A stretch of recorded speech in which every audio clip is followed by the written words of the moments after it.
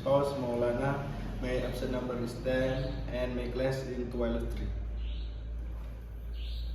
Here I will discuss a question taken from a story titled The Power of Hope.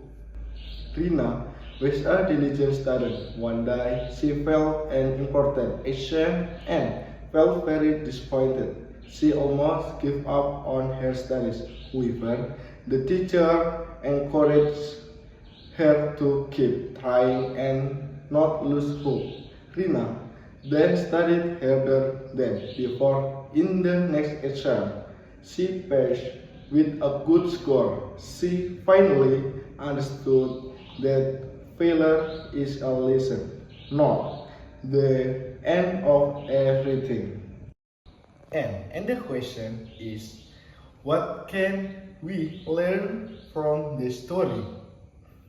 A. Failure means we are not smart.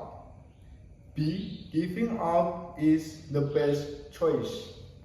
C. Failure can teach us to improve.